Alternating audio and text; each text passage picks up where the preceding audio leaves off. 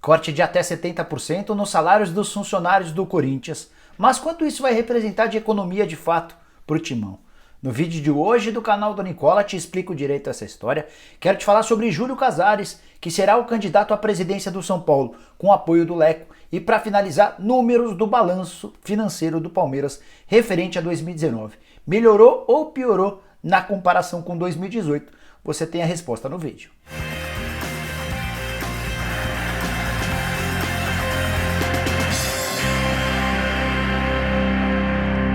Fala aí pessoal, sou o Jorge Nicola, bem-vindo a mais um vídeo do canal. E antes de passar as informações que eu prometi agora há pouco, um lembrete importante. Nessa quinta-feira, a partir das 8 da noite, o convidado da live do Nicola é o Júnior Pedroso, empresário brasileiro de vários jogadores importantes daqui.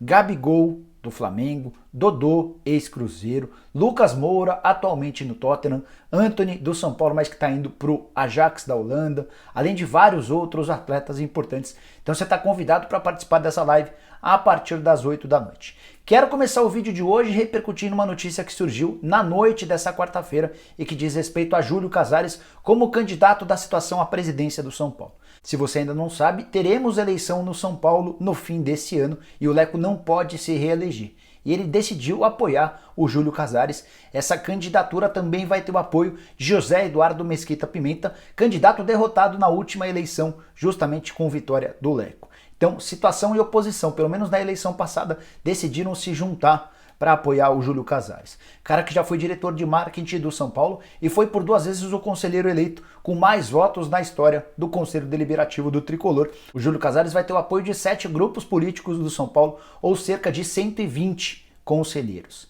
Serão 260 conselheiros que decidirão o novo presidente do São Paulo para os próximos 3 anos. Aí você pode estar se perguntando como é que fica o outro lado, quem deve sair pela oposição. Vai haver possivelmente em julho uma reunião entre os opositores para decidir quem sairá como candidato do grupo que enfrentará o Júlio Casares.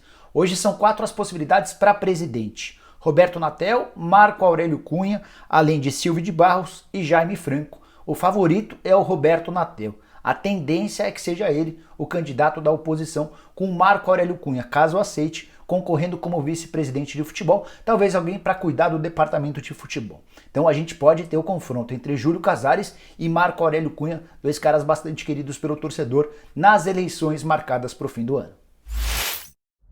Quero falar agora sobre o Corinthians e uma novidade extremamente importante que soa até como radical. Os funcionários do Corinthians que não trabalharem no mês de maio vão ter 70% de desconto em seus salários. E quando eu falo em funcionários, eu incluo todo mundo, inclusive membros da comissão técnica do Corinthians. As únicas exceções são os jogadores do elenco profissional. Todos os atletas das categorias de base que não forem se apresentar, que não forem treinar, também terão 70% dos salários reduzidos. Essa informação foi confirmada pelo Matias Ávila, diretor financeiro do Corinthians, na live do Nicola dessa quarta-feira. Se você não assistiu, clica nesse link, tem uma série de informações extremamente importantes. O Matias Ávila calcula que essa redução salarial vai gerar uma economia de pelo menos 2 milhões e 100 mil reais por mês. Ainda haverá uma negociação com os atletas para que eles também tenham seus salários reduzidos, mas até esse momento ainda não há um acordo.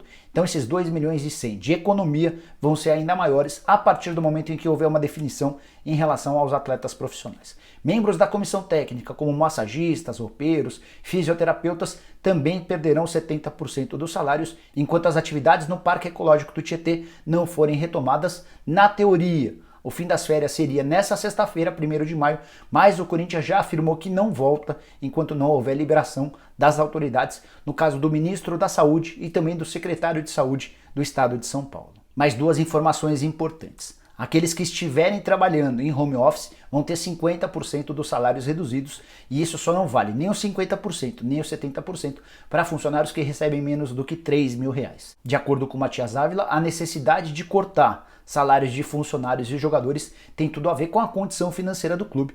Evitou-se muitas demissões, criando esse plano de contingência. Mais alguns detalhes importantes divulgados pelo Matias Ávila na live dessa quarta-feira lá no canal do Nicola. Ele chegou a responder sobre o corte de luz. O Parque São Jorge, a sede social do Corinthians, ficou todo o final de semana sem energia elétrica. Ele garantiu que isso tem a ver com um erro de comunicação. Funcionários que estão trabalhando em casa acabaram se esquecendo do pagamento da conta de energia e isso também foi complicado pelo fato de não terem funcionários trabalhando no Parque São Jorge. A fornecedora de luz chegou a emitir um comunicado avisando sobre a possibilidade de corte, mas como não havia ninguém no Parque São Jorge, esse comunicado acabou não chegando. Detalhe importante, de acordo com o Matias, o Corinthians gasta R$250 mil por mês com energia elétrica em todas as suas sedes. Parque São Jorge, centro de treinamento do profissional, da base e também o estádio corintiano. Para completar mais uma informação importante, nessa quarta-feira, segundo o diretor financeiro do Corinthians, foi pago cerca de R$1 milhão referente aos planos de saúde dos funcionários. O Corinthians havia atrasado o pagamento e os funcionários chegaram a correr o risco de não poderem utilizar seu plano de saúde. Então, segundo o Matias Ávila, essa situação está normalizada e a partir dessa quinta-feira, todos os funcionários do Timão que precisarem do plano de saúde vão poder voltar a contar com ele. Só para completar, vale a lembrança de que na live dessa quarta-feira, o Matias Ávila também falou sobre as contas da Arena, sobre as dívidas do Corinthians, a possibilidade de reforços diante dessa catástrofe causada pela paralisação dos campeonatos, entre várias outras informações extremamente importantes, tudo isso na live dessa quarta-feira. Para fechar o vídeo, quero analisar com você os números divulgados pelo Palmeiras referentes ao seu balanço de 2019, ou seja, na temporada passada. A expectativa do Palmeiras no início do ano passado era de um superávit gigante, da maior receita da história do clube. Ao longo do ano essa coisa foi se transformando, até porque os resultados em campo não foram como se imaginava. E, no final das contas, o Palmeiras ao menos conseguiu evitar ou fugir de ficar no vermelho, ficar no déficit. Registrou um superávit bem pequeno de R$1 milhão e 700 mil, depois de uma receita de 641,9 milhões de reais. 642 milhões de reais, arredondando um pouquinho para cima. Só a título de comparação, no ano anterior, 2018, o Palmeiras havia ficado com 653,8 milhões de reais, uma diferença de 12 milhões de reais a menos, faturados no ano passado, na comparação com 2018. Queria apresentar alguns dos dados para vocês, antes lembrar que aumentaram em relação à receita do ano anterior. TV, publicidade, parte social e licenciamentos. Houve queda com bilheteria, premiações, venda de jogadores e o programa Avante, o programa dos sócios torcedores. Quero falar de cada um desses itens para você entender melhor essa história. Com TV, o Palmeiras faturou muito mais em 2019 do que em 2018, tudo por causa daquela negociação com a Globo. O Palmeiras faturou em 2019 217 milhões de reais contra só 137 milhões do ano anterior. Já com patrocínio, 119 milhões de receita em 2019 contra 95 milhões de receita em 2018, ou seja, com TV e patrocínio, muito mais dinheiro para o Palmeiras em 2019 na comparação com o ano anterior. Já na arrecadação de jogos, uma queda brutal. 62 milhões entraram nos cofres do Palmeiras no ano passado contra 112 milhões de reais do ano anterior. Isso também tem muito a ver com o título do Campeonato Brasileiro. E se faturou mais com TV e patrocínio em 2019 e perdeu com a arrecadação, o Palmeiras também faturou menos com vendas de jogadores no ano passado.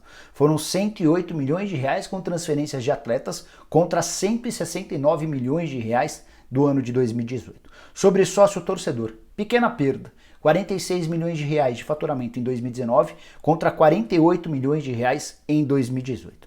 Para arrematar premiações, o Palmeiras faturou menos com prêmios, isso está muito atrelado à performance do time nas competições. O Palmeiras em 2019 faturou 21 milhões de reais contra 33 milhões de reais da temporada anterior. E para fechar, a arrecadação social, quanto o clube do Palmeiras com seus sócios arrecadou para o Palmeiras, foram 39 milhões de reais em 2019 contra 37 milhões de reais em 2018.